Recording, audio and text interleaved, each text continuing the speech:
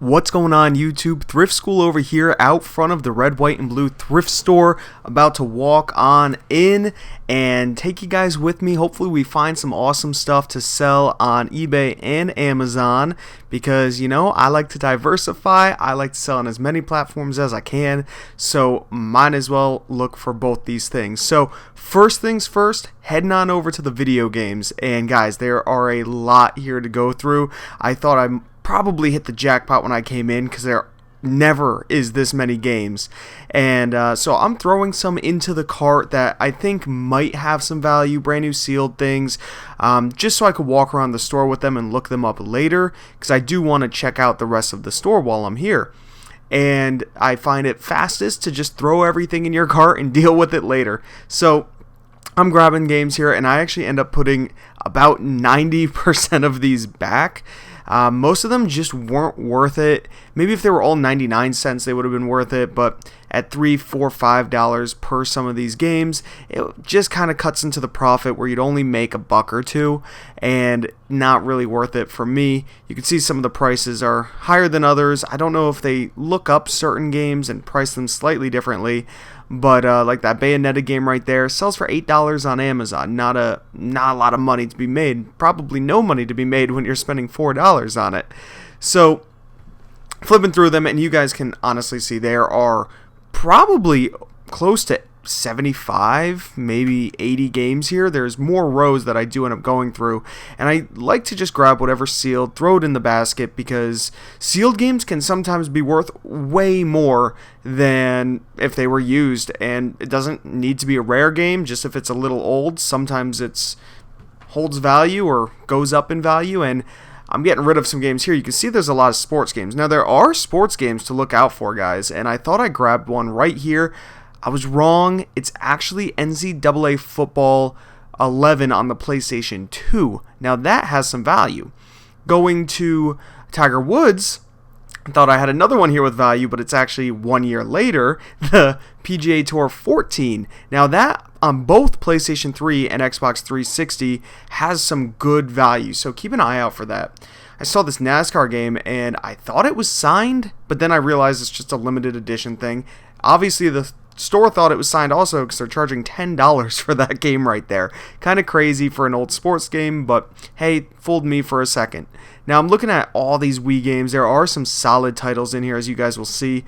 Now I was selling those Cookie Monster games for a while, a couple years ago, or just about a year ago, and I thought that they still had value, but they don't. And that's why, even if you have a mental knowledge database of all these games, they change in value so fast. So it's always good to just grab them if you think it's worth it and look it up again. Few Mario games. Super Smash Bros. Brawl, great game, not for $13. Right here, Super Mario Bros. On the Wii, $13, definitely too high. Right behind me is all the DVDs and Blu-rays and CDs. You can see a lot of Blu-rays in the lower right, a lot of CDs, all sealed right here, and my service was horrible. I still have thousands of CDs to go throughout the house, guys, so I didn't really bother with them for too long. I decided to walk around the store, and these cameras kind of seemed overpriced to me. $15, $20 for these little older handheld cameras. I decided to pass. I didn't even really look through them. If they were Polaroids, yeah, I would have stopped and taken a quicker look, or a little bit of a longer look. But walking down here, all the knickknacks, but I spot some Wilton cake pans, guys. Now, some of you might be restricted on Amazon, which means you cannot sell these on Amazon. You could try eBay, but they're usually not worth so much on eBay. Amazon is where you want to be selling these. If you're not restricted, definitely look them up. I decided to look these up, and these didn't have enough value for me to want to take them, because you got to polybag them.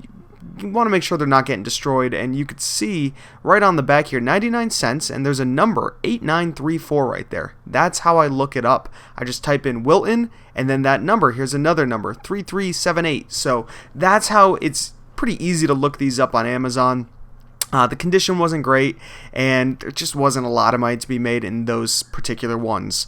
So I head on over to the games, and you guys can see how many toys are in these plastic baggies. That would take a long time to go through, and I wasn't really messing with them, but I came over to the big board games, because these are a lot easier. I'm looking for sealed things I could scan in, just throw in a box and ship off to Amazon.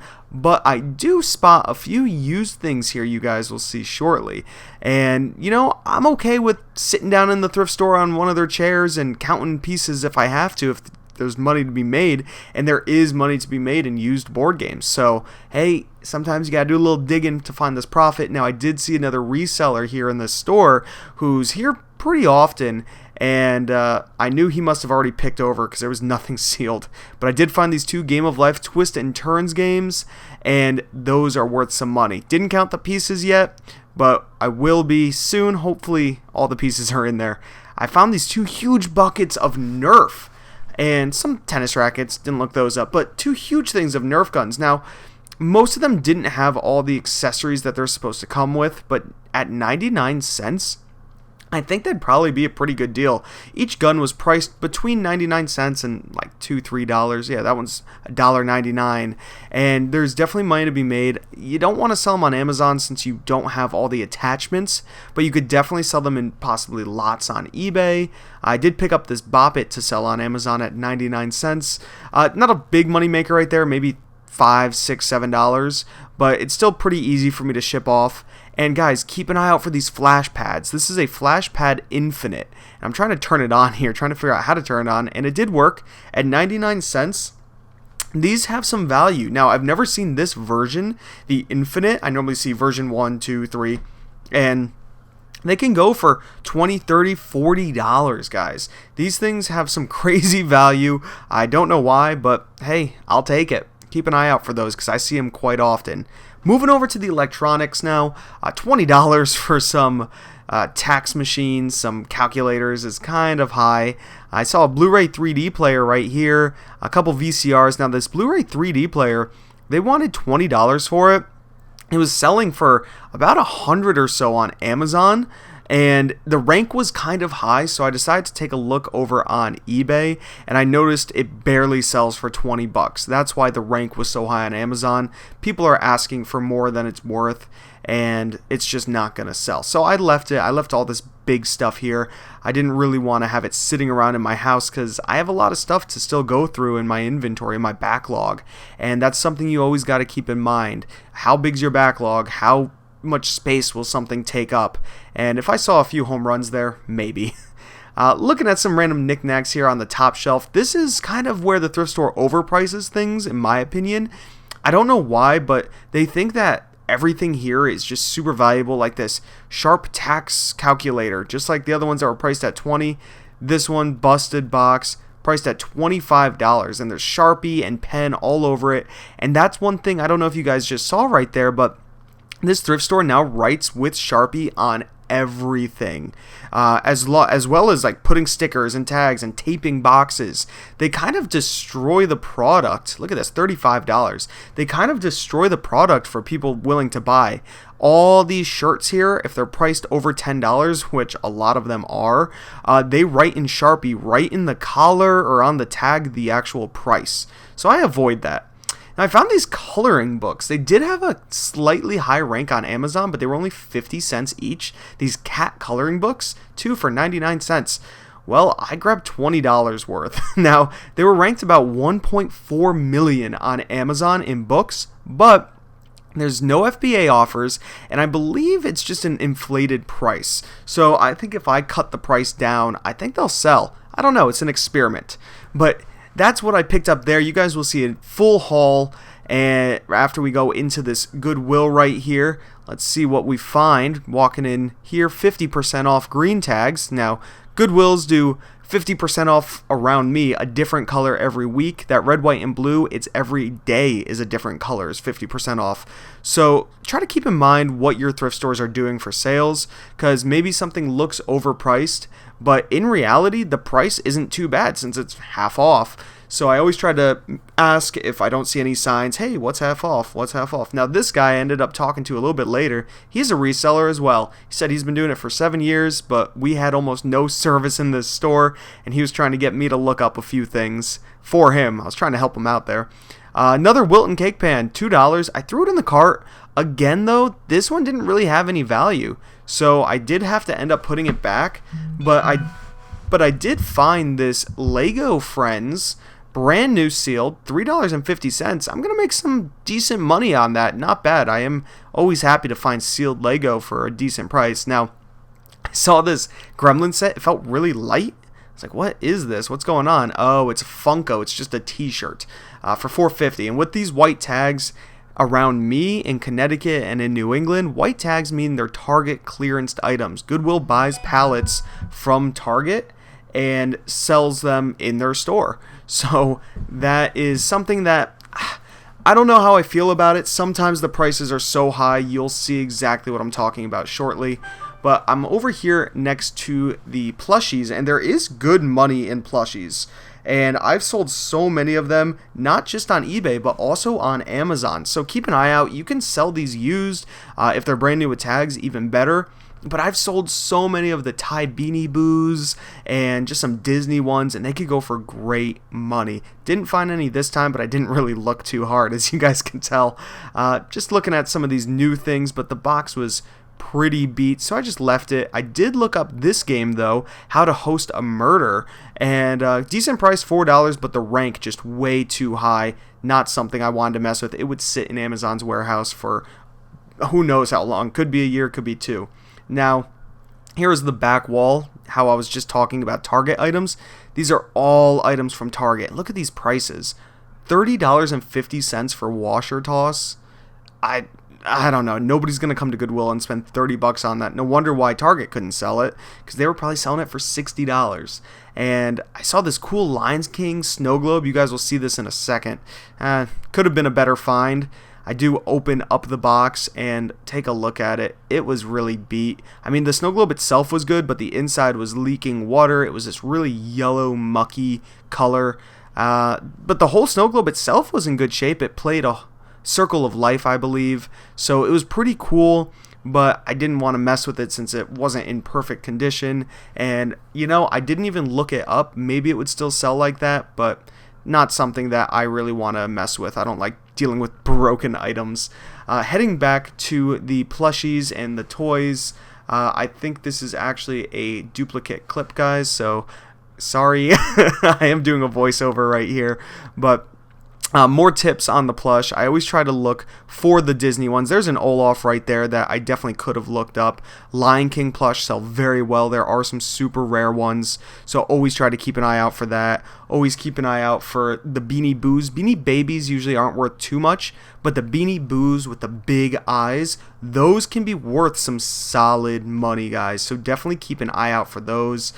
New and used, of course. You guys can see them up on the screen right here. They sell, and they sometimes go for great money. I've been selling them for years. Now, still on top of the toy little bin here, little rack, found the Star Wars Family Feud for $4. Hey, that's money. That's an easy sell on Amazon.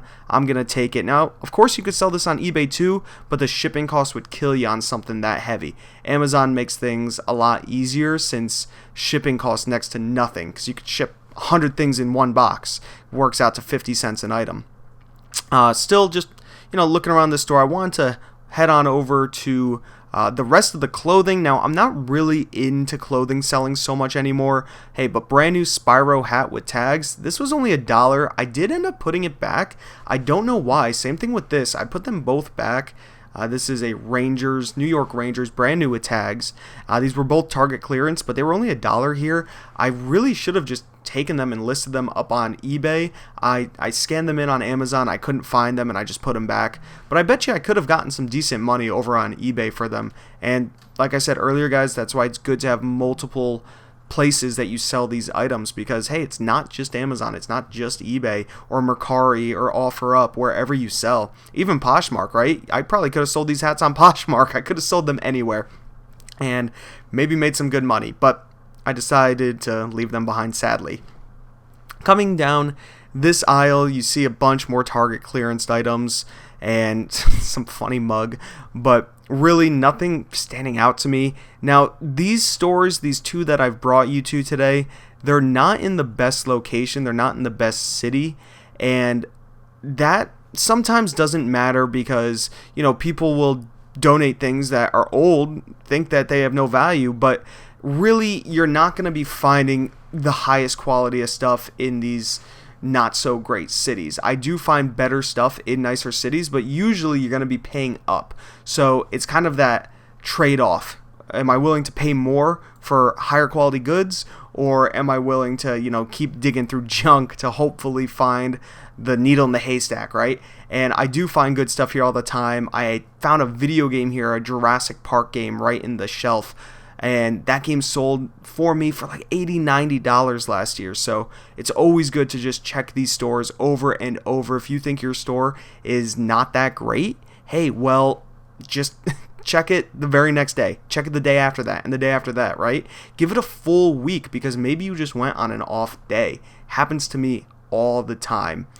But I didn't find anything else here. I got those 2 games. Hopefully you guys did enjoy this video. If you did, give it a thumbs up. Comment down below if you have any questions at all. I will try to answer them about thrifting and reselling, whatever questions you may have. Subscribe if you haven't already. This is Thrift School, signing out. See ya.